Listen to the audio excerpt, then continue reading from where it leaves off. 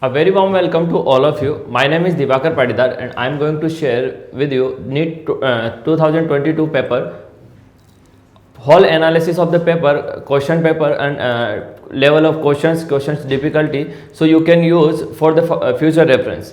Okay so let's start बेटा. First of all अगर मैं पेपर की बात करूँ, ओवरऑल पेपर की बात करूँ, तो लास्ट ईयर के रेस्पेक्ट में जो हमारा पेपर था बेटा, लास्ट ईयर के रेस्पेक्ट में इस बार पेपर थोड़ा ठीक है. ठीक है, पेपर का एनालिसिस की अगर मैं बात करूं बेटा, तो लास्ट ईयर जो मेजर क्वेश्चन इस बार चेंज है वो है reason assertion type question. Reason assertion type question last year तक शायद नहीं आते थे. अब इस बार पहली बार ऐसा हुआ कि रीजन असेशन के बहुत सारे क्वेश्चन थे. बायो में भी ऐसा हुआ है, तो आपको केमिस्ट्री में भी सेम पैटर्न फॉलो हुआ है बेटा. रीजन असेशन वाले क्वेश्चन थे, तो उसमें क्या होगा कि आपको दोनों स्टेटमेंट 1 स्टेटमेंट 2 आपका लॉजिकली अगर आपको समझ में आता है तो ही आप क्वेश्चन को डील कर पाओगे, अदरवाइज आपका क्वेश्चन गलत होने के चांसेस बहुत ज़्यादा है. ठीक है, तो उसमें आपको बहुत एक्यूरेटली काम करना पड़ेगा. बस इस बार ये चेंजेस है. नो डाउट पेपर का लेवल लास्ट ईयर से थोड़ा अच्छा था, इस बार थोड़ा कट ऑफ कम रहेगा. नो डाउट बहुत अच्छा पेपर था. एकदम ऐसा पेपर नहीं था कि बिल्कुल एनसीईआरटी बेस्ड पेपर हो, मॉडरेटली पेपर बोल सकते हैं. हाँ, बट ऐसा नहीं है कि आप बहुत एकदम से हवाई ना लगे क्वेश्चंस में, ऐसा बहुत डिफिकल्ट क्वेश्चन हो गए, ऐसा बिल्कुल नहीं था. Okay, so let's start. हम स्टार्ट करते हैं कि पेपर में क्या था, क्या क्वेश्चंस थे, क्या डिफिकल्टी लेवल था और उसको कैसे डील करना है. ओके, चलिए. फर्स्ट ऑफ ऑल अगर मैं बात करूं सेक्शन ए की, तो सेक्शन ए में आपके 35 क्वेश्चन थे. 35 कंपलसरी क्वेश्चंस थे. उनमें से वन बाय वन अपन डिस्कस करते हैं. देखिए क्वेश्चन, पहला क्वेश्चन देखिए यहाँ पे, first question on your screen. देखिए फर्स्ट क्वेश्चन में क्या बोल रहा है बेटा, the coagulation of the negative sol the flocculating power of the 3 given ion is in the order. देखिए कोगुलेशन कराना है आपको, किसका कोगुलेशन कराना है बेटा, नेगेटिव सोल का. किससे कराना है, ऑब्वियसली बात है पॉजिटिव आयन करेगा. पॉजिटिव आयन का चार्ज का डेंसिटी जितना ज्यादा होगा उतना ज्यादा उसका पावर होगा. यहाँ पे सीधी सी बात है, एल्यूमिनियम पे 3+ चार्ज है, Ba2 यहाँ पे 2+ है और Na+ है. डेंसिटी कहाँ पे ज्यादा है, एल्यूमिनियम पे, तो इसका पावर क्या रहेगा, ओवरऑल ज्यादा रहेगा. यानी कि स्टेटमेंट 1 आपका करेक्ट हो जाता है बेटा. अब स्टेटमेंट 2 की बात कर लेते हैं. स्टेटमेंट 2 की बात करें तो ये बोल रहा है in the coagulation of the positive sol का कोगुलेशन कराना है बेटा.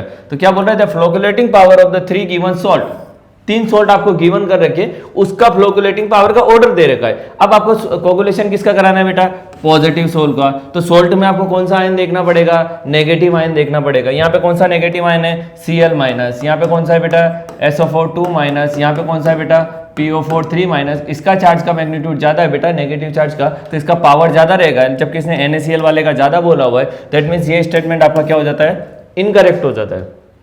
गॉट इट बेटा. क्लास नोट्स में क्वेश्चन कराया हुआ है, सेम क्वेश्चन है, बट रीजन असेशन में दिया हुआ है, ये आपका करेक्ट स्टेटमेंट हो जाता है, ये आपका इनकरेक्ट हो जाता है. यानी कि आपका ऑप्शन कौन सा करेक्ट हो जाएगा बेटा, ऑप्शन देखिए यहाँ पे सेकंड स्टेटमेंट का आपका ऑप्शन सेकंड आपका करेक्ट हो जाएगा.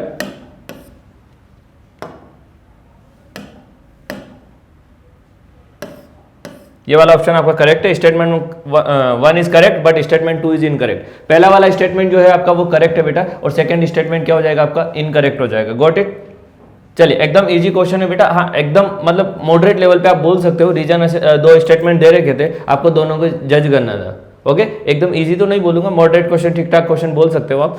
नेक्स्ट क्वेश्चन की बात करते हैं. चलिए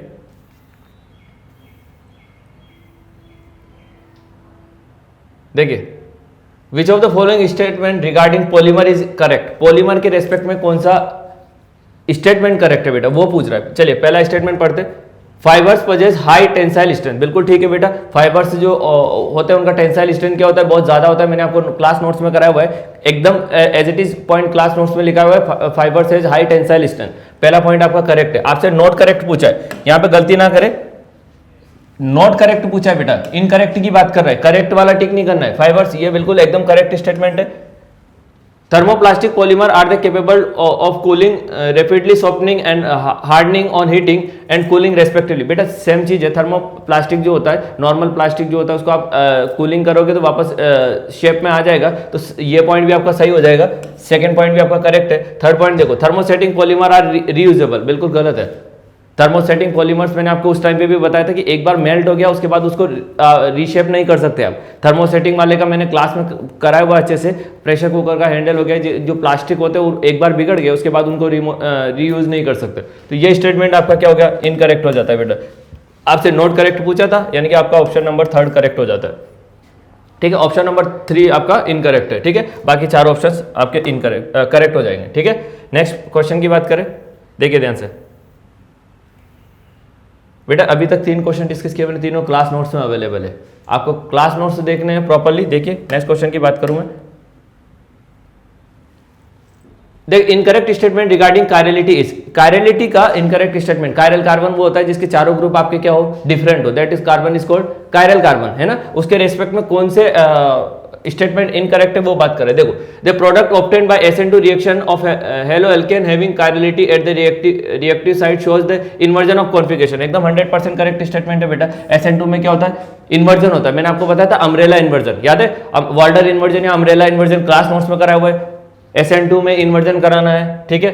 इनएंशियोमर are super impossible mirror image of each other, बेटा ये गलत बात है, इनएंशियोमर मिरर इमेज होते हैं, करेक्ट है, बट सुपर इम्पोज नहीं होता है, ठीक है। Enantiomers are mirror image of each other ये ठीक था, लेकिन सुपर इम्पोजिबल वो गलत है, ठीक है। तो ये स्टेटमेंट आपका क्या हो जाएगा, सुपर, यहाँ पे नॉन सुपर इम्पोजिबल होना चाहिए था, तभी आपका करेक्ट होता, तो ये स्टेटमेंट क्या हो गया बेटा आपका इनकरेक्ट हो जाता है, ठीक है। तो ये आपका ऑप्शन नंबर 2 नॉट करेक्ट पूछा है, इनकरेक्ट पूछा था, यानी कि ऑप्शन नंबर 2 इनकरेक्ट है, ठीक है। ये अब बाकी थर्ड ऑप्शन चेक करना है, racemic mixture shows zero optical rotation, मैंने आपको बताया था कि racemic mixture due to external compensation optically inactive होता है, क्लास नोट्स में कराया हुआ है बेटा, ये ऑप्शन भी सही है। SN1 reaction yield 1:1 mixture of both enantiomers, बिल्कुल ठीक है। SN1 में कार्बोकेटाइन बनेगा, टॉप से भी अटैक मारने का और बॉटम से भी अटैक मारने का, अगर टॉप से अटैक मारने पे R बन रहा है तो बॉटम से अटैक मारने पे कौन सा बनेगा S, और दोनों की 50-50% प्रोबेबिलिटी है, क्लास नोट्स का क्वेश्चन है बेटा, क्लास नोट्स में कराया हुआ है, ठीक है। चलिए नेक्स्ट क्वेश्चन की अगर मैं बात करूं, ओके अगेन क्लास नोट्स में क्वेश्चन कराया हुआ है बेटा, सेम क्वेश्चन कराया हुआ है, मैकेनिज्म थोड़ा था ठीक था, बट आपको क्लास नोट्स में ग्रीनार्ड रिएजेंट में मैंने एज इट इज क्वेश्चन लिखा हुआ है, देखो ध्यान से, ये हो गया RMgX प्लस CO2, ठीक है, ये लिया आपने ड्राई ईथर, देखिए ये होगा C डबल बॉन्ड O और यहाँ पे आएगा आपका R-, ठीक है। ऑक्सीजन की इलेक्ट्रोनेगेटिविटी ज्यादा है तो इस पे डेल्टा माइनस चार्ज रहेगा और इस पे डेल्टा पॉजिटिव चार्ज रहेगा, जब ये R- इस पे अटैक मारेगा तो ये बॉन्ड इधर शिफ्ट होगा, तो क्या बनेगा ये RC डबल बॉन्ड O पे माइनस चार्ज बन गया। अब ये बन गया आपका Y और इसका क्या कराओगे आप, हाइड्रोलिसिस कराओगे, H3O पॉजिटिव, वाटर के साथ रिएक्शन कराएंगे तो ये क्या बन जाएगा बेटा, RC डबल बॉन्ड OH बन जाएगा, गॉट इट। सो आपसे क्वेश्चन में क्या पूछा है कि ये Y क्या है, व्हाट इज वाई पूछा हुआ है, तो बेटा ये एक इंटरमीडिएट है, ये आपका बनेगा RCOO- और ये MgX इसको क्या करेगा, स्टेबल करने के लिए इसके बाजू में रहेगा Mg2 प्लस और X-, ये आपका इंटरमीडिएट क्या हो गया, Y हो गया। क्लास नोट्स में कराया हुआ क्वेश्चन है बेटा, as it is class notes में अवेलेबल है, आप नोट्स उठा के देखिए, सब क्लास नोट्स में अवेलेबल है, तो ये आपका हो जाएगा RCOO- MgX, ये रहा, फोर्थ ऑप्शन आपका करेक्ट हो जाएगा, ठीक है। ओके फाइन, ये क्लास नोट्स का क्वेश्चन है बेटा, ऑर्गेनिक मैंने आपको अलग से टॉपिक कराया हुआ है, ग्रीनार्ड रिएजेंट, उसमें सारी रिएक्शन बताई हुई है, ये रिएक्शन भी उसमें अवेलेबल है, आप देख लेना क्लास नोट्स में, ओके। नेक्स्ट पॉइंट की अगर मैं बात करूं, ओके अगेन मोल कंसेप्ट का एक इजी सा क्वेश्चन है, इसमें कुछ ज्यादा डिफिकल्टी लेवल में मानूंगा नहीं। देखिए 1 मोलल है, मोललिटी क्या होती है बेटा, molality equal to moles of solute divided by mass of solvent, किसके अंदर होना चाहिए बेटा, केजी के अंदर होना चाहिए, है ना। तो 0.5 मोल्स दे रखे, कितने दे रखे बेटा, 0.5 मोल्स दे रखे, ठीक है। क्या पूछ रहे हैं, 1 मोलल है, यानी कि मोललिटी कितनी दे रखी है 1, यानी कि मास ऑफ सॉल्वेंट केजी में, है ना। तो मास ऑफ सॉल्वेंट कितना आ गया बेटा, यहां से ये आ गया 0.5 केजी, है ना। ग्राम में कन्वर्ट करने के लिए कितना करेंगे, 0.5 मल्टीप्लाई बाय 1000 कर दूं, 1 kg इक्वल्स टू 1000 ग्राम, बस हो गया, आंसर आ गया 500, ठीक है। 500 ग्राम ऑफ सॉल्वेंट आंसर हो जाएगा, ठीक है। एकदम इजी क्वेश्चन है, इसमें कुछ डिफिकल्टी लेवल नहीं था, हर बच्चा अटेम्प्ट करके आएगा बेटा, मोल कंसेप्ट का एकदम इजी क्वेश्चन है, ठीक है। चलिए नेक्स्ट क्वेश्चन की अगर मैं बात करूं बेटा, देखिए ध्यान से, मैच लिस्ट 1 एंड लिस्ट 2, देखिए MgH2 कुछ हाइड्राइड्स दे रखे आपको, इन हाइड्राइड्स का आपको मैच करना था, ठीक है। अब इस टाइप के जो क्वेश्चंस थे बेटा, इसमें भी आपको ज्यादा परेशान होने की जरूरत नहीं है, अगर आप 1 या 2 ऑप्शन में श्योर है, इन दैट केस आपका आंसर आ जाएगा, ठीक है। सारे ऑप्शन एकदम ऐसे डिजाइन नहीं थे, बहुत सारे बच्चों ने इस टाइप के क्वेश्चन को छोड़ दिया बेटा, आप 1-2 ऑप्शन में भी अगर श्योर है तो उसके हिसाब से आप ऑप्शन में जाइए, आपको आंसर मिल जाएगा, ठीक है। चलिए देखिए MgH2 मैग्नीशियम हाइड्राइड है, ठीक है, मैग्नीशियम हाइड्राइड आयनिक होता है, यानी कि ये मैच करेगा 4th के साथ, ठीक है। B2S6 ये मैंने आपको क्लास नोट्स में कराया हुआ है, B2S6 diborane, diborane electron deficient होता है, 3 सेंटर 2 इलेक्ट्रॉन बॉन्डिंग है, 11th class P block, boron family में मैंने 3 इंपॉर्टेंट कंपाउंड बताए थे बेटा, H3BO3 ठीक है, बोरिक एसिड, डाइबोरेन, बोरेक्स, ये तीनों का स्ट्रक्चर और इनका फॉर्मेशन और सब बताया था। तो डाइबोरेन जो होता है वो इलेक्ट्रॉन डेफिशिएंट होता है, ठीक है, तो ये सी वाला मैच करेगा सेकंड के साथ। अगर आपका इतना भी आता है तो आप ऑप्शन पे चले जाइए, देखिए ए का होना चाहिए फोर्थ, ए का फोर्थ एक ही ऑप्शन में, ये देखो, ठीक है, आपको आगे जाने की परेशान होने की जरूरत ही नहीं है, ठीक है। एक ऑप्शन भी अगर आपको सही से पता चल रहा है इस टाइप के क्वेश्चन में, तो आप कंफर्म है दो ऑप्शन में आपका काम हो जाएगा। हो सकता है कि पहले वाले में से आंसर जज ना हो रहा हो, तो एक से ज्यादा में आप जज कर पाओगे, पक्का जज कर पाओगे, ठीक है। मैग्नीशियम हाइड्राइड आयनिक हाइड्राइड होता है, ये फोर्थ ऑप्शन हो गया। B2H6 इलेक्ट्रॉन डेफिशिएंट होता है, बाकी सब आप देख सकते हो आराम से, ठीक है। चलिए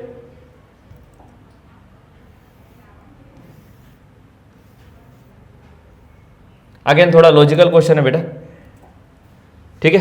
एल्डिहाइड एंड कीटोन्स का फिजिकल प्रॉपर्टी का क्वेश्चन है, अच्छा क्वेश्चन मानूंगा मैं इसको, ठीक है। लॉजिकली आपको करना था। देखिए, the boiling point of aldehyde and ketones are higher than that of hydrocarbon as compare to molecular mass because of weak molecular association of aldehyde and ketone due to dipole dipole interaction. देखिए ये आपका हो गया C double bond O, aldehyde और ketone में ये रहेगा, इस पे कौन सा चार्ज रहेगा, डेल्टा पॉजिटिव, और इस पे कौन सा चार्ज रहेगा, डेल्टा नेगेटिव। ऑक्सीजन की इलेक्ट्रोनेगेटिविटी ज्यादा है, अगर ये डेल्टा पॉजिटिव और ये डेल्टा नेगेटिव है, जब दूसरा मॉलिक्यूल आएगा तो उसमें पॉजिटिव और नेगेटिव के बीच में क्या रहेगा बेटा, अट्रैक्शन रहेगा, और अट्रैक्शन रहेगा बेटा, तो पॉजिटिव नेगेटिव के बीच में जो अट्रैक्शन है उसको बोलेंगे डाइपोल डाइपोल इंटरेक्शन।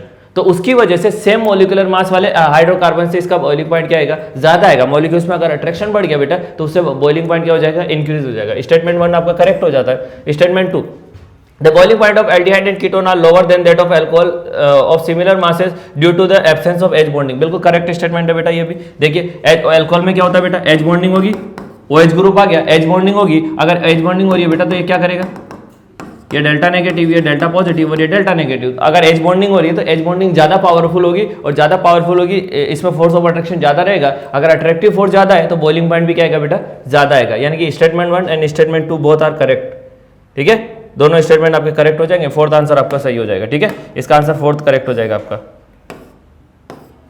ठीक है। दोनों स्टेटमेंट करेक्ट है। हाँ, इस क्वेश्चन में आपको ये नहीं बताना था कि ये करेक्ट एक्सप्लेनेशन है कि नहीं है, बस आपको ये बताना था कि दोनों स्टेटमेंट करेक्ट है या कोई एक ही करेक्ट है, ये दोनों इनकरेक्ट है। ओके, चलिए एकदम मॉडरेट लेवल का क्वेश्चन है, एकदम इजी नहीं है, थोड़ा लॉजिक लगाना था। डाइपोल डाइपोल इंटरेक्शन है, बस आपको पोलरिटी चेक करनी थी, ठीक है। चलिए नेक्स्ट क्वेश्चन की बात करें बेटा।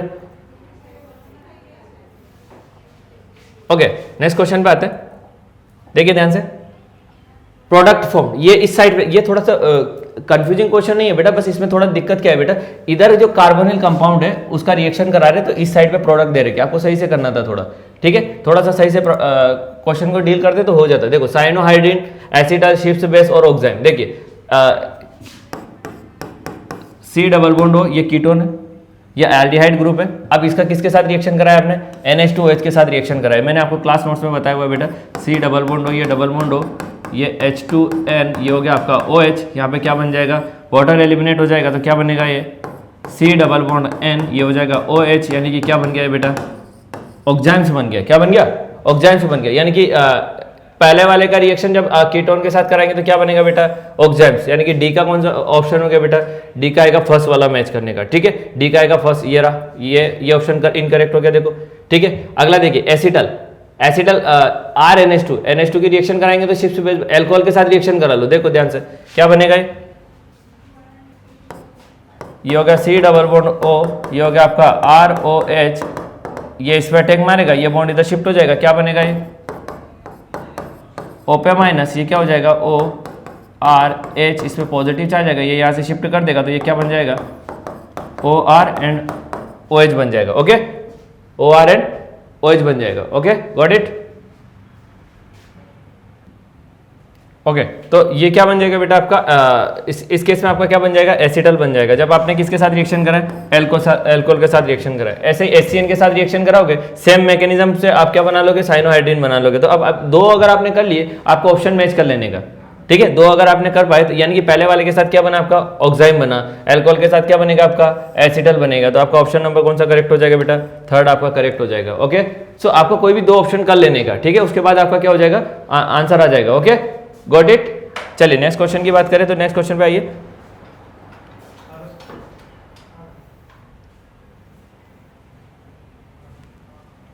ओके, देखिए इसको,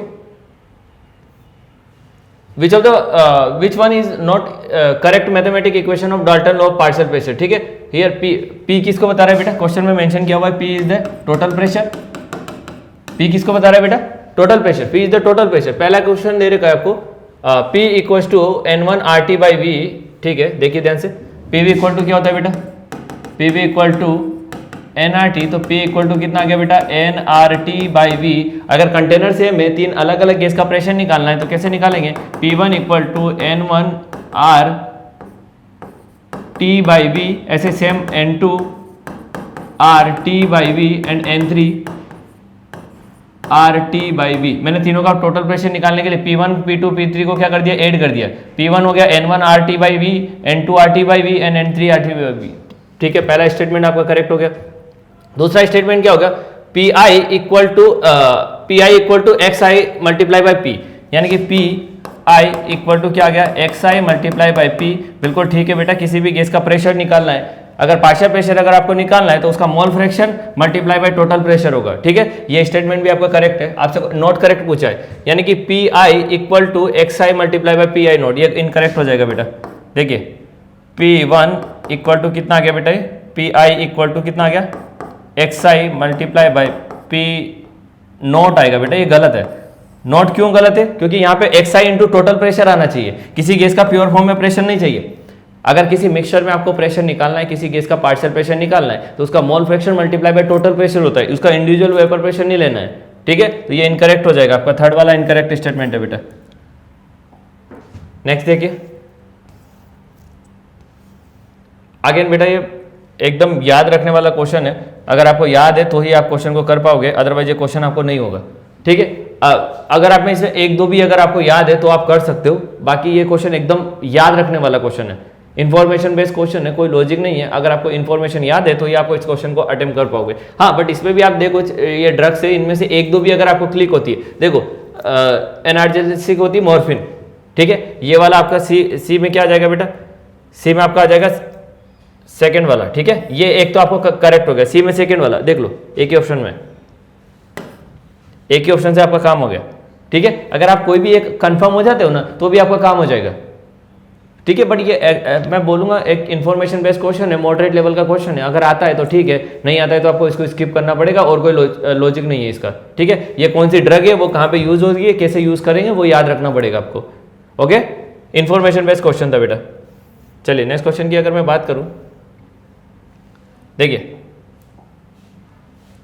given below are two statement, the boiling point of the following hydride of group 16 element increases in an order। गलत बात है बेटा, ये देखिए क्वेश्चन मैंने आपको क्लास नोट्स में कराया हुआ क्वेश्चन है, H2O में एज बॉन्डिंग होगी,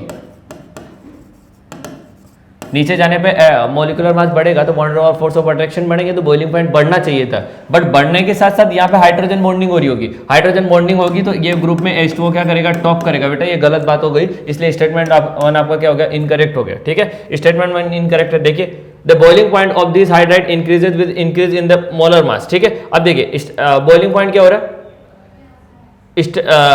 इंक्रीज होना चाहिए किसके साथ, मोलर मास के साथ, मोलर मास के साथ इंक्रीज हो रहा है बेटा। देखिए डाउन द ग्रुप इंक्रीज हो रहा है, लेकिन वाटर में क्या हो रहा है, एक्सेप्शनली एज बॉन्डिंग हो रही है। एज बॉन्डिंग की वजह से क्या होगा, एज बॉन्डिंग की वजह से, अगर ये एज बॉन्डिंग ना हो तो जनरल इन तीनों में सेम ट्रेंड है, एटॉमिक मास बढ़ेगा।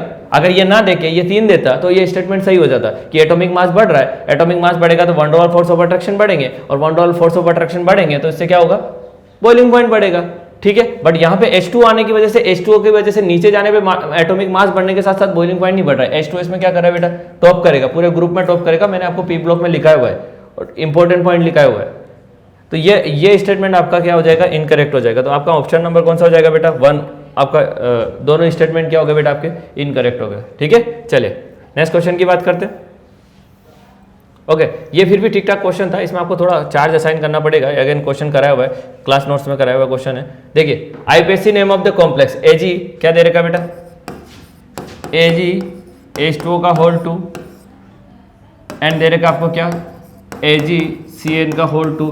अब Ag सिल्वर जो होता है वो +1 ऑक्सीडेशन नंबर में क्या करेगा बेटा, कोऑर्डिनेशन नंबर 2 शो करेगा, तो यहाँ पे +1 आपको असाइन करना पड़ेगा और यहाँ पे क्या करना पड़ेगा, -1। तो यहाँ पे Ag का ऑक्सीडेशन नंबर कितना आ गया, +1, वाटर न्यूट्रल है, यहाँ पे निकालोगे तो x +2 मल्टीप्लाई बाई -1, साइनाइड -1 होगा इसलिए -1, तो x इक्वल टू कितना आ गया, ये अगेन +1 आ गया, x इक्वल टू कितना आ गया बेटा +1 आ गया। अब देखिए दोनों जगह पॉजिटिव चार्ज है तो इसका नाम लिखेंगे, तो देखिए पॉजिटिव चार्ज वाले कॉम्प्लेक्स में अपन मेटल का नाम एज इट इज लिखते हैं।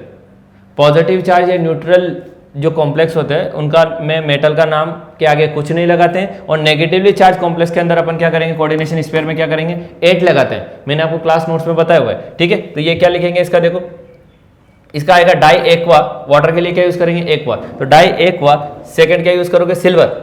अब इस पे पॉजिटिव अर्जेंटेट मत यूज करना क्योंकि पॉजिटिव चार्ज कॉम्प्लेक्स है, तो सिल्वर 1। इसके लिए लिखेंगे डाई साइनाइडो। नेगेटिवली चार्ज लिखेंगे तो ओ लगाना पड़ेगा, और यहाँ पे अर्जेंटेट लिखना पड़ेगा। क्यों? क्योंकि ये कॉम्प्लेक्स कौन सा चार्ज है बेटा, नेगेटिव चार्ज है। मैंने आपको बताया था कि पॉजिटिव एंड न्यूट्रल के केस में हम मेटल का नाम एज इट इज लिखते हैं, जबकि नेगेटिवली चार्ज में हम क्या करेंगे 8 लगाएंगे। तो di aqua silver 1 di cyanido argentate 1, ये आपका पूरा ओवरऑल आईपीएससी नाम आ जाएगा, di aqua silver 1 di. Third option आपका करेक्ट हो जाएगा बेटा। ओके चलिए नेक्स्ट क्वेश्चन पे आते हैं। नेक्स्ट क्वेश्चन की बात करें तो देखिए which of the following is suitable to synthesise chlorobenzene. बेटा ये एक सीधा सा क्वेश्चन है, देखिए ध्यान से। बेंजीन रिंग है, ये क्लास नोट्स में कराया हुआ क्वेश्चन है बेटा, सारे ऑलमोस्ट क्लास नोट्स के क्वेश्चन है बेटा। अगर आपने क्लास नोट्स सही से पढ़े होते आपका काम आराम से हो जाता है। ये क्या बनाएगा, लुईस एसिड की तरह काम करेगा। यहाँ पे क्या बनाएगा, ये Cl पॉजिटिव बनाएगा, और Cl पॉजिटिव बनाएगा तो यहाँ पे इलेक्ट्रोफिलिक एरोमेटिक सब्स्टिट्यूशन होगा, और ये क्या बन जाएगा बेटा, क्लोरोबेंजीन बन जाएगा। फिडल-कार्प रिएक्शन जैसा सेम मैकेनिज्म हो जाएगा, ठीक है। चलिए ये कौन सा फोर्थ ऑप्शन आपका करेक्ट हो गया, ठीक है। नेक्स्ट क्वेश्चन की बात करते हैं बेटा। नेक्स्ट क्वेश्चन की बात करें तो देखिए क्या बनेगा। Given below are the statement, one is labelled as assertion 1 and reason assertion दे रखा है ICl is more reactive than I2। बहुत बढ़िया, अच्छा क्वेश्चन है बेटा, क्लास नोट्स में मैंने कराया हुआ है, ठीक है। पॉलीहेलाइड आयन नाम से पी ब्लॉक में मैंने क्लास नोट्स में क्वेश्चन करा हुआ है। ये देखिए ICl is more reactive than I2 में जो ओवरलैपिंग होगी वो सेम ऑर्बिटल की ओवरलैपिंग होगी, ठीक है। मैंने क्लास नोट्स में सेम स्टेटमेंट लिखा हुआ है बेटा कि इसमें सेम ऑर्बिटल की ओवरलैपिंग होगी। ओवरलैपिंग अगर हो रही है तो ओवरलैपिंग अच्छी होगी तो ये बॉन्ड स्ट्रॉन्ग रहेगा। अब देखिए ICl में जो ओवरलैपिंग होगी, ये देखिए ध्यान से, क्लोरीन कौन सा पीरियड का एलिमेंट है, ठीक है। क्लोरीन का कौन सा ऑर्बिटल आएगा यहाँ पे 3p, ठीक है। और इसके बाद इसका कौन सा आएगा 5p। ओवरलैप अच्छा नहीं होगा, अगर अच्छा नहीं होगा तो बॉन्ड क्या हो जाएगा, वीक हो जाएगा, जल्दी टूटेगा, तो इसका रिएक्टिविटी ज्यादा होता है एज कम्पेयर टू I2। बिल्कुल ठीक स्टेटमेंट है। आयोडीन में अगर बॉन्ड स्ट्रॉन्ग है तो ये टूटेगा नहीं तो रिएक्टिविटी कम आएगी। ICl is more reactive than I2, correct statement. ये वाला आपका ICl bond is weaker then II bond, बिल्कुल ठीक स्टेटमेंट है बेटा। ICl बॉन्ड जो होगा वो वीकर होगा क्योंकि यहाँ पे मैंने बोला 3p 5p का ओवरलैप है। अगर ऑर्बिटल सेम साइज के है तो उसमें ओवरलैप अच्छा होगा, और अगर ओवरलैप अच्छा हो रहा है बेटा इस केस में क्या होगा, ओवरलैप अच्छा है तो बॉन्ड पावरफुल बनेगा, और बॉन्ड पावरफुल बनेगा तो टूटने में क्या करेगा, थोड़ा प्रॉब्लम क्रिएट करेगा, तो रिएक्टिविटी को क्या कर देगा, कम कर देगा। तो बहुत दोनों सही है, और ये करेक्ट एक्सप्लेनेशन है बेटा इसका, ठीक है। तो ये both A and R are correct and R is correct explanation है बेटा। जल्दी टूट जाएगा वो, मैंने क्लास नोट्स में कराया हुआ है, पी ब्लॉक में क्वेश्चन है, ठीक है। पॉलीहेलाइड आयन के नाम से क्वेश्चन कराया हुआ है,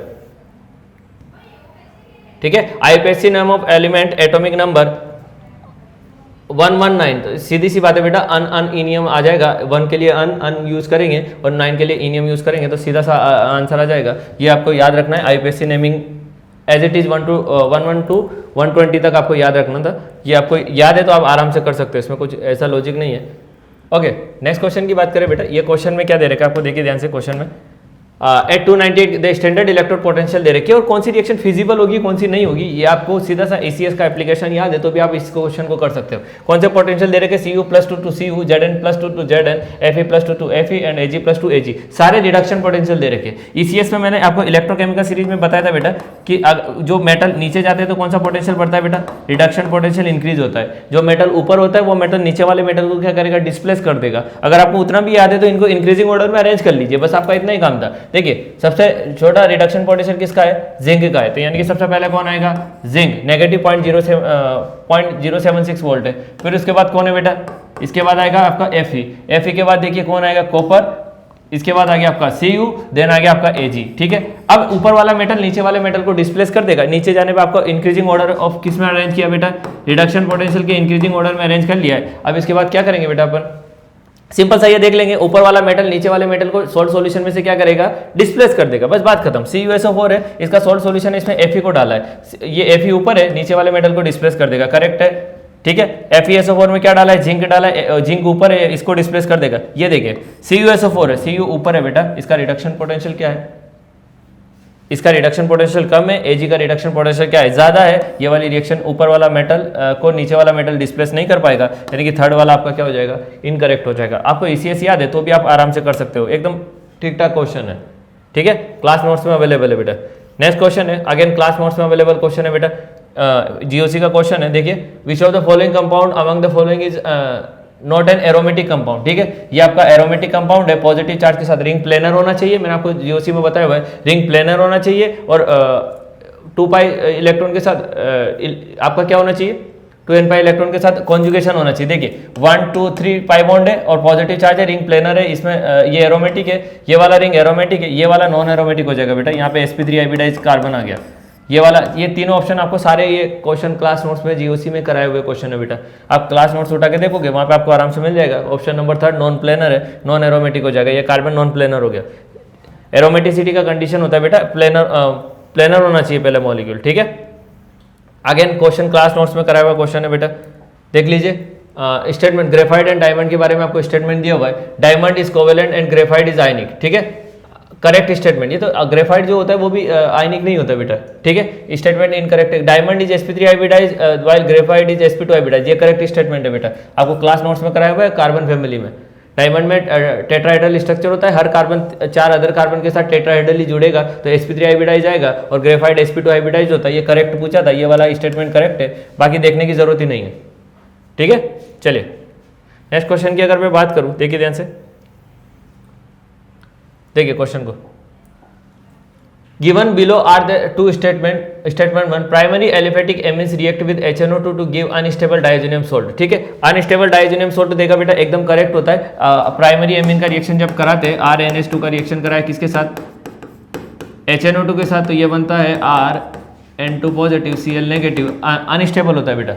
डाइजोनियम सोल्ट अनस्टेबल होगा, बिल्कुल स्टेटमेंट करेक्ट है। Primary aromatic amine react with HNO2 to form diazonium salt which are stable even above 300 kelvin in the light of the above state, नहीं गलत बात है बेटा ये, ठीक है। सेकंड वाला स्टेटमेंट आपका क्या हो जाएगा, इनकरेक्ट हो जाएगा। 300 केल्विन के ऊपर वो अनस्टेबल होगा, ठीक है। देखो स्टेबल बोल रहा है, अनस्टेबल हो जाएगा, 300 केल्विन के ऊपर वो अनस्टेबल हो जाएगा, यानी कि स्टेटमेंट 1 करेक्ट है, स्टेटमेंट 2 आपका क्या हो जाएगा, इनकरेक्ट हो जाएगा। सेकंड वाला स्टेटमेंट आपका करेक्ट हो गया।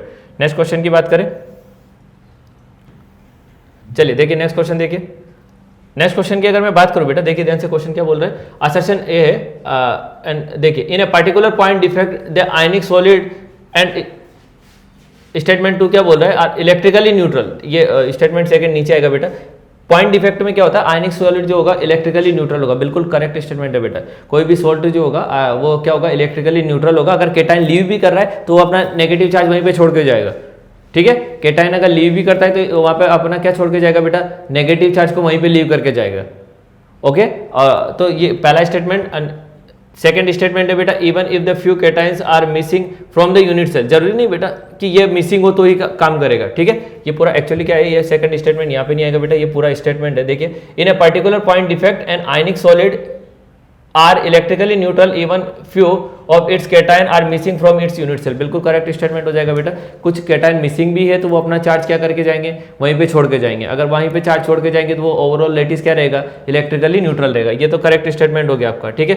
देखिए ध्यान से नेक्स्ट पॉइंट क्या बोल रहा है, in an ionic solid Frankel defect arises due to delocalization of cation from its lattice site and interstice site maintaining overall electrical neutrality, ठीक है बेटा। ये भी स्टेटमेंट आपका क्या हो गया, करेक्ट स्टेटमेंट है बेटा, बट ये करेक्ट एक्सप्लेनेशन नहीं है, ठीक है। करेक्ट एक्सप्लेनेशन क्यों नहीं है बेटा, जरूरी नहीं कि वहाँ पे फ्रैंकल डिफेक्ट ही हो, मिसिंग हो गया तो भी आपका क्या हो जाएगा, वो नेगेटिव चार्ज को छोड़ के जाएगा तो ओवरऑल इलेक्ट्रिकली क्या रहेगा, वो न्यूट्रल रहेगा। तो दोनों करेक्ट है बट करेक्ट एक्सप्लेनेशन नहीं होगा ये, ओके। ऑप्शन नंबर 1 आपका करेक्ट हो जाएगा, ठीक है। चलिए नेक्स्ट क्वेश्चन की बात करते हैं बेटा। सॉलिड स्टेट में कराया हुआ क्वेश्चन है, सेम ही क्वेश्चन है।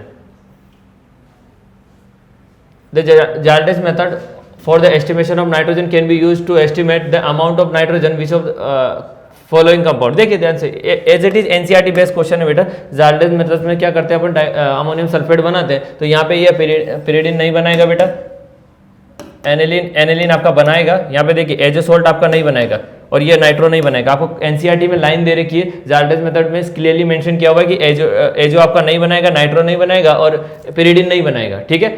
एज इट इज क्वेश्चन है, अमोनियम सल्फेट बनाते हैं, तो सेकंड ऑप्शन आपका क्या हो जाएगा, करेक्ट हो जाएगा बेटा। ये वाला आपका जाल्डेस मेथड शो करेगा, एस्टिमेशन में यूज करेंगे, बाकी यूज नहीं कर सकते आप। ये एनसीईआरटी में लाइन में दे रखा बेटा, आप एनसीईआरटी की लाइन उठा के देखोगे तो वहां पे आपको क्लियरली दिख जाएगा।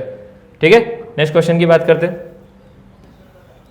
विच of the following PV curve represent maximum work done. बेटा एरिया अंडर द कर्व देख लेना था, एकदम इजी क्वेश्चन में इसको बोलूंगा। एरिया अंडर द कर्व, अगर ये सीधा सा एरिया दिख रहा है, पहले वाले ऑप्शन में एरिया अंडर द कर्व क्या है बेटा, ज्यादा है। एरिया अंडर द कर्व ज्यादा है, इसका मतलब क्या हो गया बेटा, ये इसका पीवी वर्क का एरिया ज्यादा है, मतलब इसका वर्क डन क्या आएगा, मैक्सिमम आएगा। बाकी सीधे सी बात है, एरिया अंडर द कर्व देख के आपका आंसर टिक हो रहा था।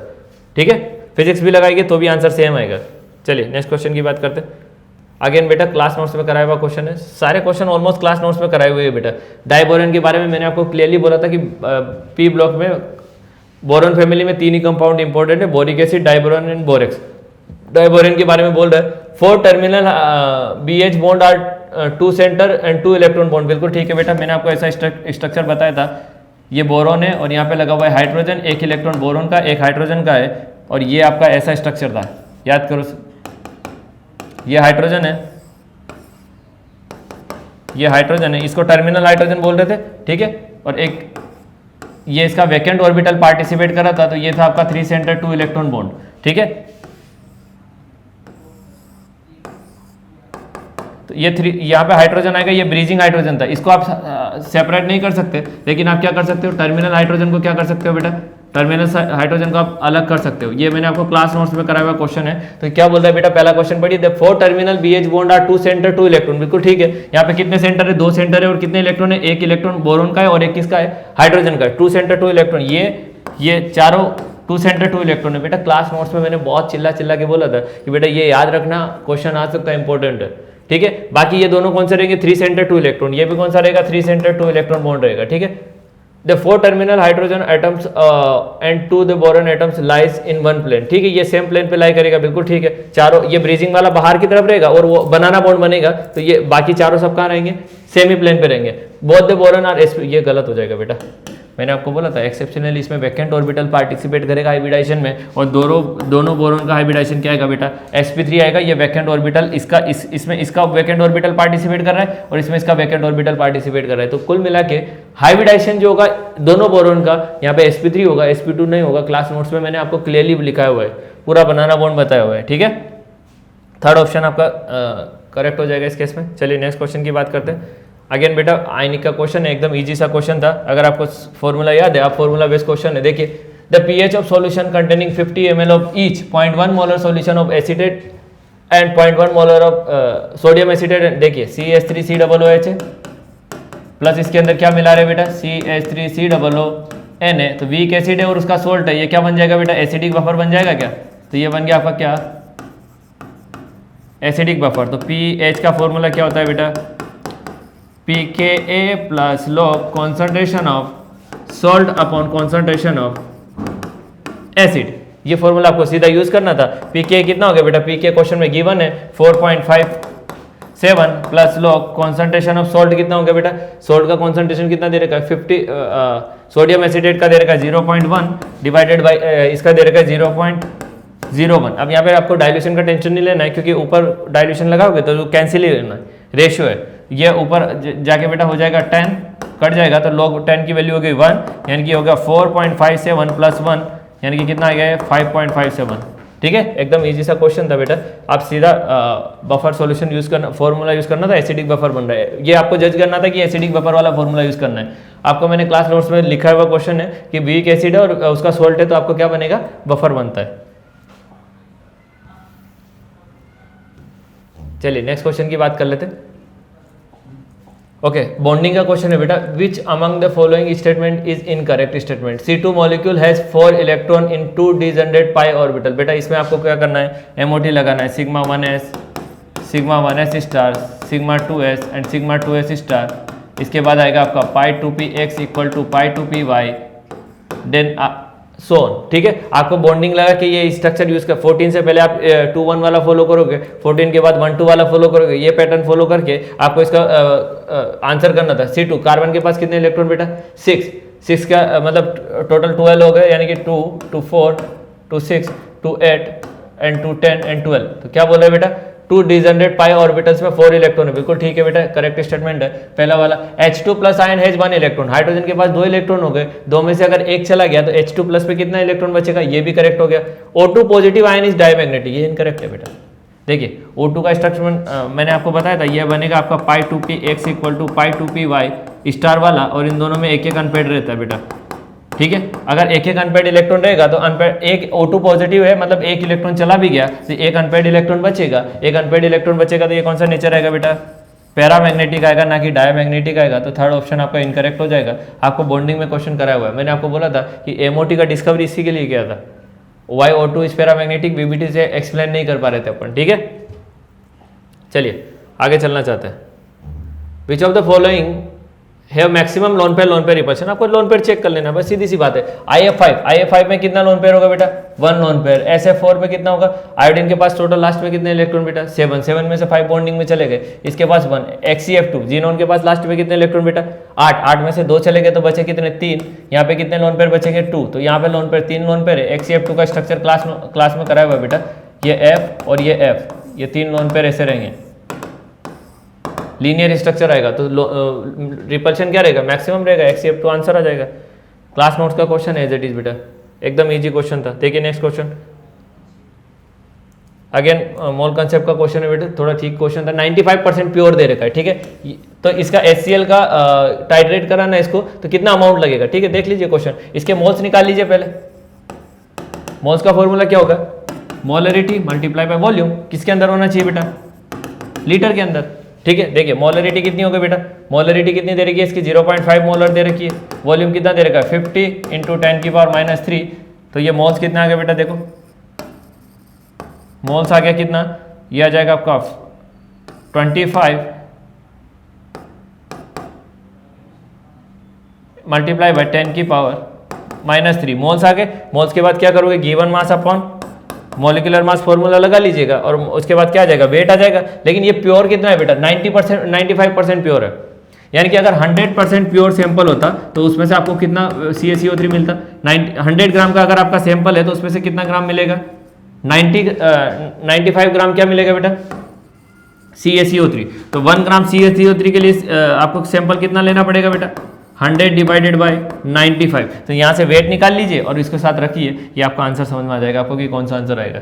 ठीक है, तो ये कितना आ जाएगा बेटा, 100/95 मल्टीप्लाई बाई, यहाँ से आंसर निकाल लीजिएगा, इसको मल्टीप्लाई करिए, आंसर आ जाएगा। ठीक है, 50 ml दे रखा था, 0.5 है। Okay, got it. ठीक है, तो ये वैल्यू यहाँ से वेट, मॉलिक्यूलर मास कितना हो जाएगा इसका, 100 से मल्टीप्लाई करिए, ये आपका आंसर आ जाएगा। ठीक है, कैलकुलेशन था एकदम नॉर्मल था। थोड़ा सा एक्स्ट्रा पार्ट ये है बेटा, प्योरिटी, परसेंटेज प्योरिटी पे मैंने आपको क्वेश्चन कराया हुआ है। 100 ग्राम अगर आपका सैंपल है तो उसमें से CaCO3 कितना ग्राम मिलेगा, 95 ग्राम, क्योंकि प्योरिटी कितनी है, 95% है। तो ये यूनिटरी मेथड लगा लेना था और कुछ नहीं था इसमें। चलिए नेक्स्ट क्वेश्चन की बात करते हैं।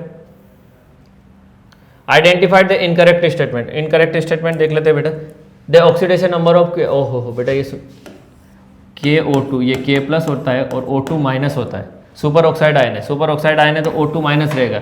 ठीक है, O2 K+ रहेगा और ये O2- रहेगा। सुपर ऑक्साइड आयन है तो पोटेशियम पे ऑक्सीडेशन नंबर कितना आएगा, +1 आएगा, ना कि +4 आएगा। ये स्टेटमेंट ही इनकरेक्ट है, पहला ऑप्शन इनकरेक्ट है। आगे देखने की जरूरत ही नहीं थी, पहला ऑप्शन क्या हो गया आपका, इनकरेक्ट हो गया। नेक्स्ट क्वेश्चन पे आते हैं। Cadmium has a low value of third ionisation enthalpy because of, ठीक है। देखिए बेटा इसका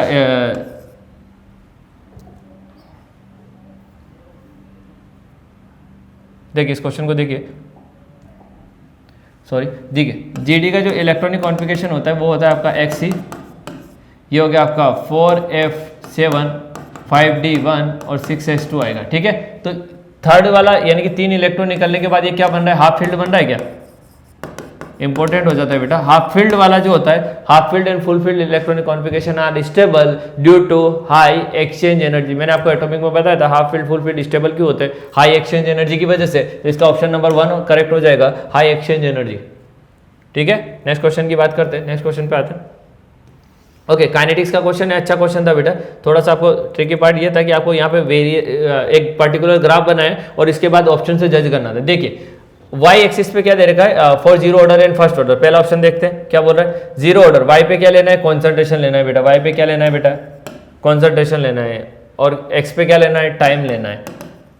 ठीक है, ओके वाई कॉन्सेंट्रेशन जो है वो टाइम के साथ क्या रहेगा बेटा, ये वाई एक्सिस पे क्या दे रहेगा बेटा कॉन्सेंट्रेशन, एंड एक्स एक्सिस पे क्या हो गया टाइम हो गया, तो कॉन्सेंट्रेशन टाइम के साथ साथ क्या रहेगा कांस्टेंट रहेगा, ये गलत बात हो जाएगी बेटा। ठीक है, सेकंड बात है जीरो ऑर्डर पे वाई रेट दे रखा है, एक्स पे क्या दे रखा है कॉन्सेंट्रेशन दे रखा है, तो जीरो ऑर्डर का अच्छा ये क्या दे रखा है रेट दे रखा है। सेकंड ऑप्शन की बात करूँ बेटा, सेकंड ऑप्शन में ये रेट दे रखा है और क्या दे रखा है जीरो ऑर्डर के लिए, और ये कॉन्सेंट्रेशन है। ठीक है, तो जीरो ऑर्डर का जो रेट होता है वो क्या होता है के इंटू कॉन्सेंट्रेशन की पावर जीरो, यानी कि ये कांस्टेंट रहेगा, ये बिल्कुल ठीक है। आगे चलते हैं, फर्स्ट ऑर्डर के लिए वाई एक्सिस पे टी हाफ हो गया, एक्स कॉन्सेंट्रेशन हो गया, ओके ठीक है, ये टी हाफ हो गया और ये कॉन्सेंट्रेशन हो गया, बिल्कुल ठीक है बेटा। टी हाफ का फॉर्मूला क्या था फर्स्ट ऑर्डर के लिए 0.693 डिवाइडेड बाई के, यहाँ पे कॉन्सेंट्रेशन का कोई रोल नहीं है, कांस्टेंट रहेगा, सेकंड ऑप्शन आपका करेक्ट हो जाएगा। ओके चलिए नेक्स्ट क्वेश्चन की बात करते हैं। The incorrect statement regarding enzyme is, enzyme के बारे में इनकरेक्ट स्टेटमेंट है बेटा, like chemical catalyst enzyme reduce the activation energy of bio process, बिल्कुल ठीक है। एंजाइम क्या करेगा एक्टिवेशन एनर्जी को क्या करेगा डिक्रीज करेगा। ठीक है, एंजाइम आर पॉलीसेकेराइड, बिल्कुल गलत है बेटा, ये स्टेटमेंट इनकरेक्ट हो जाएगा, पॉलीसेकेराइड नहीं होता है। ठीक है, चलिए नेक्स्ट क्वेश्चन की बात करते हैं। नेक्स्ट क्वेश्चन की बात करते हैं, identify the incorrect statement. Incorrect statement आपको आइडेंटिफाई करना था बेटा। देखिए all the 5 4d orbital have shape similar to the shape of 3d orbital, बिल्कुल ठीक है। 3d का 4d का 5d का शेप से मतलब नहीं है, सेम शेप होता है, सेम से कोई शेप का कोई फर्क नहीं पड़ेगा, 3d 4d का शेप सेम ही रहेगा। In an atom all the 5 3d orbital are equal in energy of free state, बिल्कुल ठीक है। डिजनरेट ऑर्बिटल होते हैं तो एनर्जी क्या रहेगी सेम रहेगी। इनकरेक्ट पूछा है बेटा, the shape of dxy dyz and dzx orbital are similar to each other and dx square minus Y square dz square are similar to each other, गलत बात है बेटा। dx square minus Y square का shape ऐसा होता है, ये x axis है और ये वाई एक्सिस है, ये आपका हो गया dx square minus Y square, और dz स्क्वायर का शेप होता है बेटा ऐसा, ये यहाँ पे न्यूक्लियस पे लूप रहेगा और ये ऐसा बनेगा ये, तो ये dz स्क्वायर का और dx स्क्वायर में, ये इतना पार्ट आपका करेक्ट है बेटा, ये तीनों का शेप सेम होता है, बिल्कुल ठीक है, लेकिन आगे वाला पार्ट इनकरेक्ट हो गया, यानी कि ये इनकरेक्ट स्टेटमेंट हो जाएगा, तो थर्ड ऑप्शन आपका करेक्ट होगा। ठीक है, चलिए नेक्स्ट क्वेश्चन की बात करते हैं बेटा। ये थोड़ा मैं अच्छा क्वेश्चन बोलूंगा, थोड़ा ठीक ठाक था, आपको लॉजिक लगाना था बेटा। देखिए लॉजिक में क्या लगाना था, देखिए यहाँ पे mn का कौन सा पोटेंशियल दे रखा है बेटा, mn ई नॉट ऑफ दे रखा आपको mn 2 + 2 MnO4 माइनस कितना दे रखा है -1.51 वोल्ट। ठीक है, ये कौन सा पोटेंशियल है बेटा, +2 से जा रहे +7, ऑक्सीडेशन पोटेंशियल दे रखा है, तो आप रिडक्शन पोटेंशियल अगर लिखेंगे तो वो कितना आएगा प्लस में 1.51 वोल्ट आ जाएगा।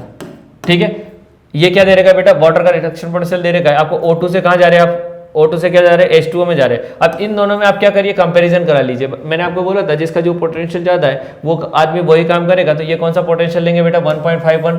आपको क्वेश्चन में क्या बोल रहा है कि परमैंगनेट आयन जो होगा MnO4 माइनस जो होगा, क्या वो वाटर में से ऑक्सीजन को लिबरेट कर पाएगा, वाटर के साथ रिएक्शन कराएंगे तो ये O2 को लिबरेट कर पाएगा, यानी कि इस रिएक्शन को रिवर्स करके, इस वाली रिएक्शन को रिवर्स करके अगर मैं ऐड करूं तो ये क्या रिएक्शन फिजिबल होगी।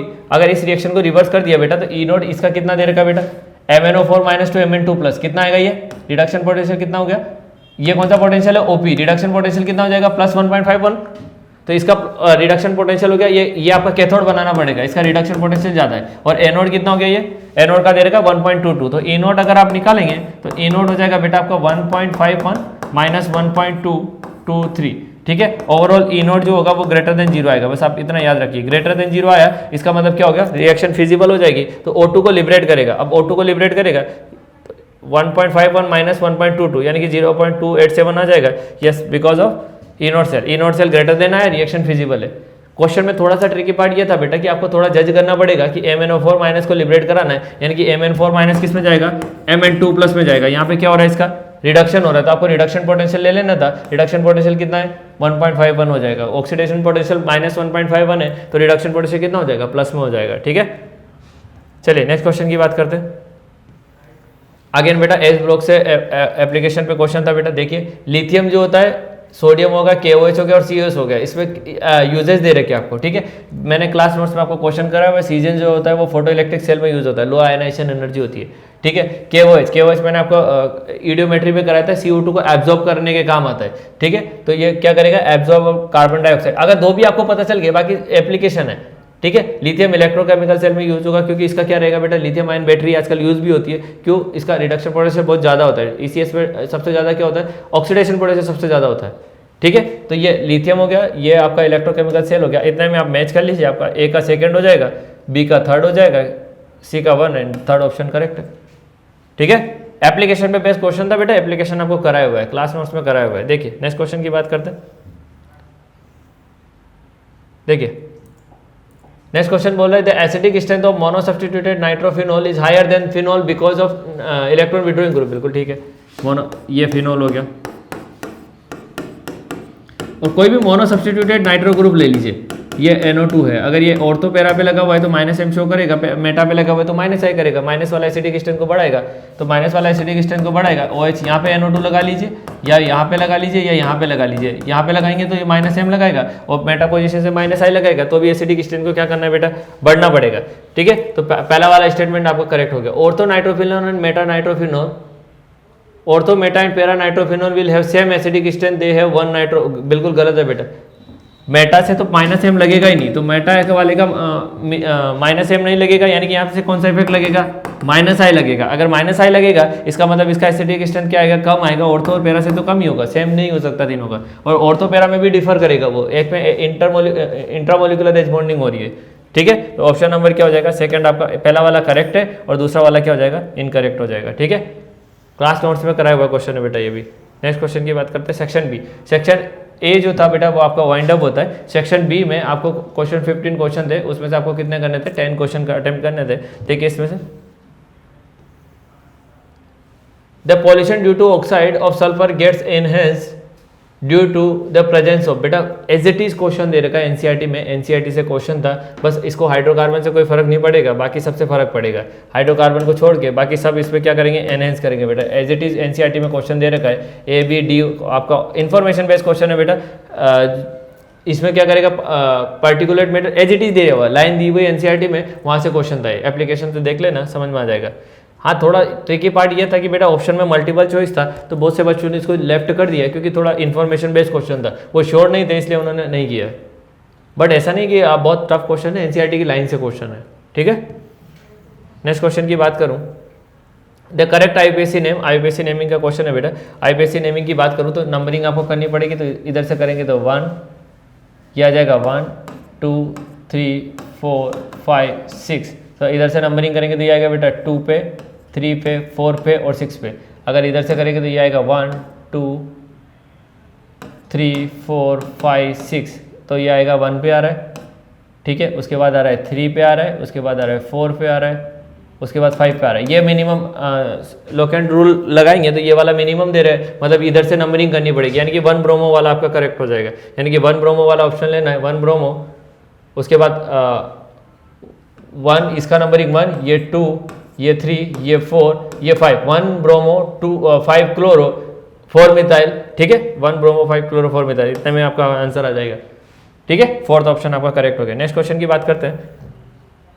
देखिए इक्विलिब्रियम का क्वेश्चन था, बस आपको कुछ नहीं करना था, इसमें क्या करना है, केसी केपी लगाना था। ठीक है, देखिए रिएक्शन दे रखी है, अबव रिएक्शन है 290, केसी इज फाउंड, तो केसी का केसी कैसे लिखेंगे, प्रोडक्ट का कॉन्सेंट्रेशन अपॉन रिएक्टेंट का कॉन्सेंट्रेशन, तो कैसे लिखेंगे इसको, O3 का स्क्वायर डिवाइडेड बाई O2 का क्यूब, बस बात खत्म हो जाता है। केसी कितना दे रखा है बेटा, 3.0 इंटू 10 की पावर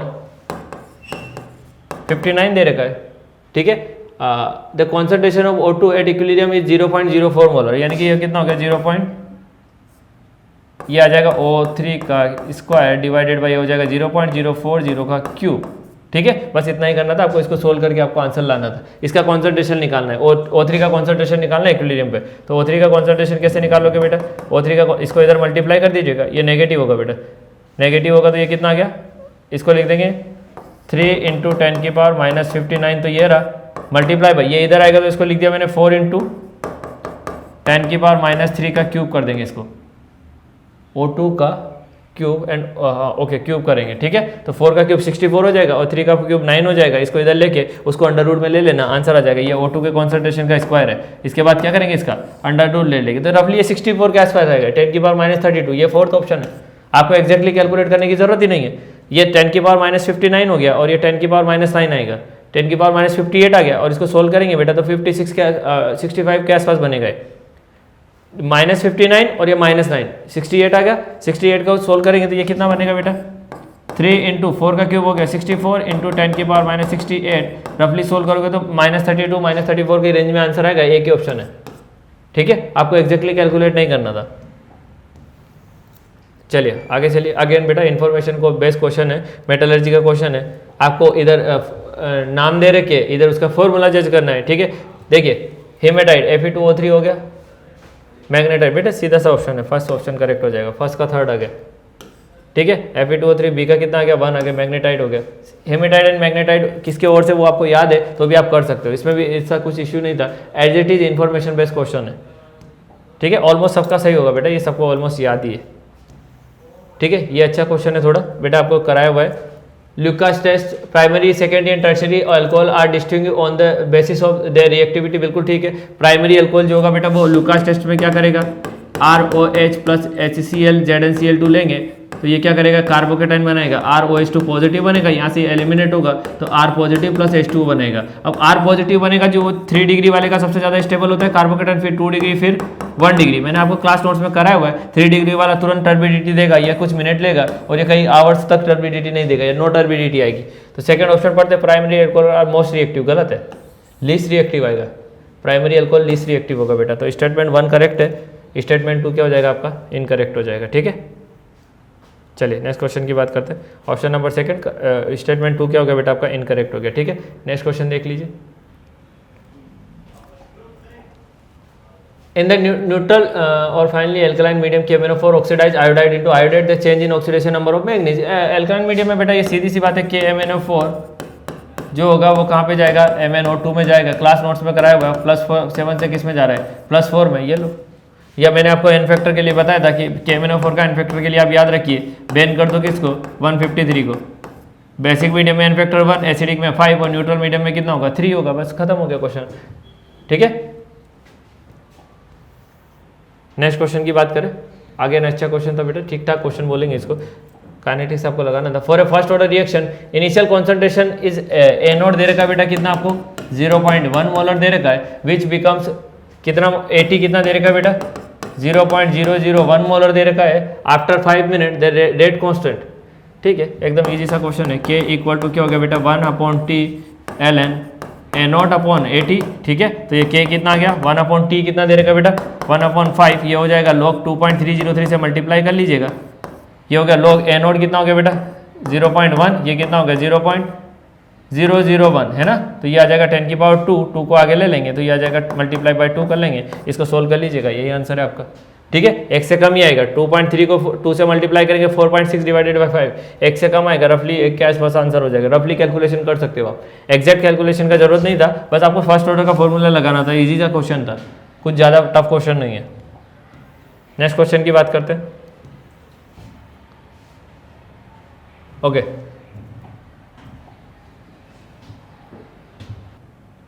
ओके चलो नेक्स्ट क्वेश्चन की बात करें बेटा, तो ये बोल रहा है कि कंपाउंड एक्स, कोई कंपाउंड एक्स है ना, इसका क्या कह रहा है, ओजोनोलिसिस करा है, किससे, रिडक्टिव ओजोनोलिसिस करा था जिंक H2 है ना। तो रिडक्टिव ओजोनोलिसिस में आपको एल्डिहाइड में ब्रेक लगाना होता है, मैंने आपको क्लियरली बोला था, अदरवाइज एल्डिहाइड को ऑक्सीडाइज करना होता है, ठीक है। तो ये रिडक्टिव ओजोनोलिसिस करने पे आपको क्या मिल रहा है बेटा, फॉर्मल्डिहाइड मिल रहा है, प्लस क्या मिल रहा है बेटा 2 मिथाइल प्रोपेनल, ठीक है। तो आपको मैंने जब ओजोनोलिसिस पढ़ाया था तब मैंने बोला था कि डबल बॉन्ड को तोड़ के दोनों तरफ क्या लगा देने का बेटा, इधर भी ऑक्सीजन लगा देने का, इधर भी ऑक्सीजन लगा देने का।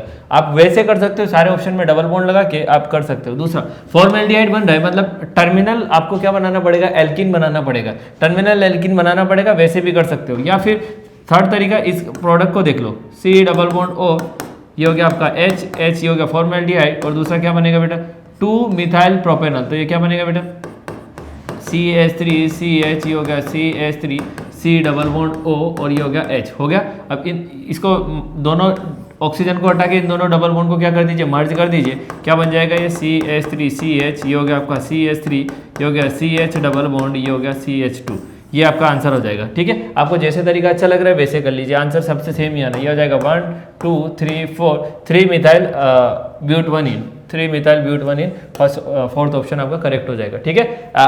एज इट इज क्वेश्चन मैंने आपको क्लास नोट्स में कराया हुआ है, वहाँ पे देख सकते हो आप, मैकेनिज्म सेम ही था। नेक्स्ट क्वेश्चन की अगर मैं बात करूँ बेटा, क्वेश्चन देखिए, क्वेश्चन क्या बोल रहा है बेटा, देखिए 10 लीटर फ्लास्क दे रखा है बेटा, वॉल्यूम दे रखा है आपको 10 लीटर, कंटेन 64 ग्राम ऑक्सीजन, तो मोल्स निकालने के लिए 64 डिवाइडेड बाई 32 यानी कि 2 मोल्स आ गए, ठीक है। एट 27 डिग्री सेल्सियस यानी कि केल्विन में हो गया है 300 kelvin. Assume O2 gas is behaving ideally the pressure inside the flask, एकदम इजी सा क्वेश्चन था बेटा, आपको कुछ नहीं करना है, पीवी इक्वल टू क्या लगा देने का, nRT, प्रेशर आपको निकालना है, वॉल्यूम आपको दे रखा है, n आपको पता है, 2 मोल्स आ गया, R पता है, T पता है, आंसर आ जाएगा। एकदम इजी सा क्वेश्चन था, ATM में आ जाएगा, वैल्यू पुट कर देने का, PV equal to nRT, ATM इससे प्रेशर ATM में आएगा, ठीक है, और रफली नियरली 1.01 बार के आसपास होगा, वो पुट कर देना, आंसर आ जाएगा। इजी सा क्वेश्चन था, इसमें कुछ था नहीं। नेक्स्ट क्वेश्चन की अगर मैं बात करूं बेटा, देखिए क्वेश्चन, अगर ये अच्छा क्वेश्चन है बेटा, इसको देखिए ध्यान से। क्वेश्चन में क्या बोल रहा है बेटा, the order of energy absorb which is responsible for the colour, और एनर्जी जो एब्जॉर्ब होगी, मैंने आपको जब CFT पढ़ाया था तो वहां पे बोला था कि DD ट्रांजिशन की वजह से आपको क्या आता है, कलर आता है, ठीक है। DD ट्रांजिशन मतलब लोअर वाले D, मान लो ये T2G है, यहाँ से T2G वाले कहाँ जाएंगे, EG में, या EG वाले नीचे है तो ऊपर कहाँ जाएंगे, T2G में जाएंगे। तो ये स्प्लिटिंग जो होती है, ये स्प्लिटिंग की वजह से DD ट्रांजिशन होता है। ये लोअर वाले D से क्या होगा, अपर वाले D में अगर इलेक्ट्रॉन जा रहा है तो यहाँ पे कौन सा ट्रांजिशन होता है बेटा, DD ट्रांजिशन होता है, और इसकी वजह से क्या आएगा, कलर आएगा। तो जो कॉम्प्लेक्स में स्ट्रॉन्ग फील्ड लिगेंड होता है, या स्ट्रॉन्ग लिगेंड होंगे, या चिलेटिंग कंपाउंड्स होते हैं, उनका CFAC की वैल्यू क्या आएगी, ज़्यादा, तो वो ज़्यादा एनर्जी को एब्जॉर्ब करेगा तो कलर के लिए। तो यहाँ पे देख सकते हो, इसमें कुछ याद रखना नहीं था, EN का होल 2, ये स्ट्रॉन्ग फील्ड लिगेंड है, यहाँ पे एक EN है और यहाँ पे क्या हो गया, 3 EN है बेटा। तो यहाँ पे क्या होगा, स्ट्रॉन्ग फील्ड लिगेंड है और चिलेटिंग इफेक्ट भी लगेगा। चिलेटिंग इफेक्ट की वजह से क्या होगा, ये रिंग बनेगा 5 से 6 मेंबर का, तो उसकी स्टेबिलिटी ज़्यादा रहेगी। तो यहाँ पे CFAC सबसे ज़्यादा आएगा, यानी कि आपका C आ गया, इसके बाद यहाँ पे 2 लिगेंड है EN वाले थे, यानी कि C आ गया, A आ गया, और फिर आ गया B, CAB आंसर ये रहा, ठीक है। क्लास नोट्स में कराया हुआ क्वेश्चन है बेटा। CFT में मैंने आपको बताया था कि DD ट्रांजिशन की वजह से क्या आता है, कलर, और जितना ज़्यादा स्ट्रॉन्ग फील्ड लिगेंड होगा CFT की वैल्यू उतनी ज़्यादा होगी, ठीक है। चलिए नेक्स्ट क्वेश्चन की बात करते हैं। ये थोड़ा रिलेटिवली अच्छा क्वेश्चन था बेटा, बट इसमें कुछ नहीं है, क्लास नोट्स में कराया हुआ क्वेश्चन है, एल्डोल पे बेस्ट क्वेश्चन था, ठीक है। एल्डोल रिएक्शन देखो, which one of the following is not formed when acetone, acetone क्या हो गया बेटा, ये हो गया आपका CH3, C डबल बॉन्ड हो, ये हो गया CH3, इसका रिएक्शन करा रहे किसके साथ, 2 पेंटेनॉन के साथ, ठीक है, CH3 C double bond O CH2 CH2 CH3, ठीक है। डाइल्यूट NaOH एल्डोल रिएक्शन करानी पड़ेगी, तो क्रॉस एल्डोल कराइए, एक बार यहाँ से नेगेटिव चार्ज बना के इस पे अटैक मान लीजिए, पहला प्रोडक्ट बनेगा। दूसरा प्रोडक्ट यहाँ से नेगेटिव चार्ज बना के इस पे अटैक मान लीजिए, ये दूसरा प्रोडक्ट हो जाएगा। एक बार यहाँ से अटैक नेगेटिव चार्ज बना के इस पे अटैक मान लीजिए, क्रॉस प्रोडक्ट की बात कर रहा हूँ। बट मोर इंपॉर्टेंटली आप ऑप्शन को देख के भी जज कर सकते हो। टोटल कार्बन कितने यहाँ पे, 1 2 3 4 5 6 7 8 कार्बन है टोटल, ठीक है। 8 कार्बन आपको ऑप्शन में देख लेना है, 1 देखो 2 3 4 5 6 7 8 9 10, टोटल कार्बन ही 8 है बेटा, तो 10 कार्बन हो ही नहीं सकते, ठीक है। वैसे ही ऑप्शन आपका 1 हो गया, ये बनेगा ही नहीं प्रोडक्ट, 8 कार्बन वाला ही प्रोडक्ट बनना चाहिए। बाकी इस पे मैंने आपको पूरा क्रॉस एल्डोल सब कुछ बताया, रिट्रो एल्डोल क्रॉस एल्डोल सब कुछ बताया बेटा, वहाँ पे आप जाके देखेंगे, आपको समझ में आ जाएगा क्वेश्चन को कैसे करना है, ठीक है।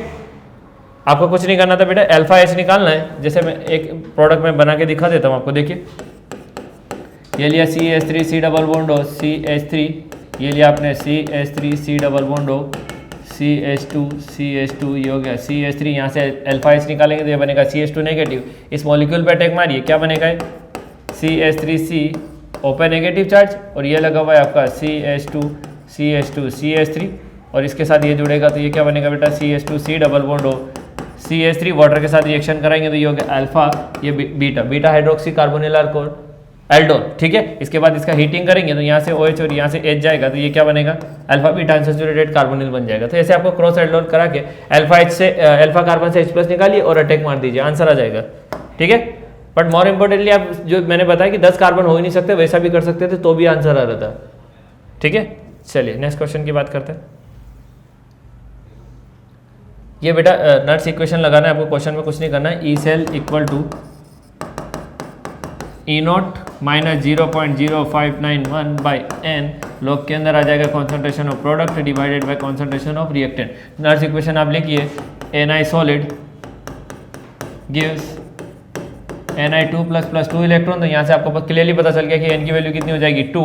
बाकी नट्स इक्वेशन लगा लीजिए तो E सेल कितना आ जाएगा बेटा E0 माइनस 0.0591 बाई 2 लॉग के अंदर प्रोडक्ट साइड पे कौन है बेटा, ये आ जाएगा आपका Ni2 प्लस इस साइड पे कौन आ जाएगा बेटा, Ni2 plus divided by Ag plus का स्क्वायर, इसका कॉन्सेंट्रेशन गिवन है, ये गिवन है। ई नोट सेल आपको निकाल लेना था, ई नोट सेल भी नहीं निकालना था बेटा, ये गिवन है।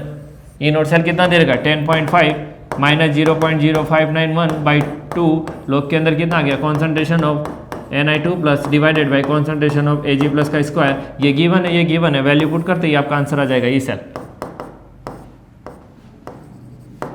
ठीक है, यहाँ से ई सेल आपका कैलकुलेशन ही करना था बेटा, और कुछ नहीं, एकदम इजी क्वेश्चन है। ठीक है, नेक्स्ट क्वेश्चन पे चलते। ओके, एटॉमिक से अगेन क्वेश्चन है, रेडियस रिलेटेड क्वेश्चन है। देखिए, if radius of second Bohr orbit of He plus ion is this, तो R का फॉर्मूला क्या होता है बेटा, रेडियस क्या होती है 0.529 multiply by n square by z Armstrong. तो ये कितना आ गया बेटा, R He plus divided by R Li2 plus, है ना, लिथियम के लिए बात कर रहा है, R Li2 plus equal to n1 square by z1 divided by n2 square by z2। तो ये क्या बनेगा बेटा, n1 square multiply by z2 divided by n2 square multiply by z1। ठीक है, n1 किसका था बेटा, हीलियम का, He plus divided by R Li2 plus helium का n1 कितना दे रहेगा बेटा, सेकंड बोर ऑर्बिट यानी कि 2 का स्क्वायर हो गया, लिथियम का z हो गया 3 डिवाइडेड बाई, किसके लिए बात कर रहे हैं, थर्ड बोर यानी कि 3 का स्क्वायर मल्टीप्लाई बाई z कितना हो गया, हीलियम का 2, और किसका रेडियस दे रखा है, ये वाला रेडियस आपको गिवन है बेटा, यहाँ से कितना दे रखा है ये 105.8 divided by R of Li2 plus. ठीक है, इसको सोल्व करिएगा, यहाँ से आपको लिथियम का रेडियस पता चल जाएगा। बस कुछ नहीं, कैलकुलेशन ही करना है बेटा, और कुछ नहीं करना है। ये कट गया सीधा, तो ये ऊपर आ जाएगा, 3 से 3 कटेगा तो ऊपर सीधा कितना आ जाएगा 2 बचेगा, ये 2/3 आ जाएगा, 2/3 से मल्टीप्लाई करिए, 3/2 से मल्टीप्लाई करिए, 105 के आसपास का आंसर हो जाएगा। ठीक है, चलिए 105 3/2 से मल्टीप्लाई कर दीजिएगा, आंसर आ जाएगा। ठीक है, चलिए नेक्स्ट क्वेश्चन की बात करते हैं। अगेन क्वेश्चन क्लास नोट्स में कराया हुआ क्वेश्चन है बेटा। डेंसिटी का फॉर्मूला क्या होता है बेटा, ZM/Na मल्टीप्लाई बाई AQ। ठीक है, FCC है, FCC में Z कितना होगा बेटा, फेस सेंटर्ड है, यानी कि कहाँ पे एटम होंगे, कॉर्नर पे प्लस फेस सेंटर पे, है ना। FCC का एटम कहाँ पे होंगे, कॉर्नर पे प्लस फेस सेंटर पे, तो कॉर्नर पे 1/8 इंटू 8 प्लस फेस सेंटर का कॉन्ट्रीब्यूशन 1/2 इंटू 6, टोटल Z कितना आ गया 4। तो डेंसिटी कितनी दे रखी है, density equal to 4 multiply by M divided by Na multiply by AQ। तो ये डेंसिटी कितनी दे रखी है बेटा, डेंसिटी दे रखी है आपको कितनी 8.92 ग्राम पर सीसी में दे रखी है, तो ये हो गया 4m डिवाइडेड बाई Na कितना हो गया बेटा, Na की वैल्यू पुट कर देना 6.62 इंटू 10 की 6.02 इंटू 10 की power 23 multiply by A length, edge length कितना दे रखा है, सेंटीमीटर में दे रखा है 3.608 मल्टीप्लाई बाई 10 की पावर -8, इसका क्या कर देने का बेटा क्यूब, यहाँ से m कैलकुलेट करना है। वैसे भी देख सकते हो कॉपर का मास 63 के आसपास आएगा, 63.5 के आसपास, फोर्थ ऑप्शन है। ठीक है, कॉपर का मोलिकुलर मास पूछा था, वो कैलकुलेशन करोगे तो 63.5 के आसपास आता है, वही आंसर है। अगर आपको याद है तो डायरेक्टली भी कर सकते हो। ठीक है, ये थोड़ा अच्छा क्वेश्चन है, देख लीजिए इसको भी। The product formed from the following reaction, देखिए ये साइनाइड है बेटा,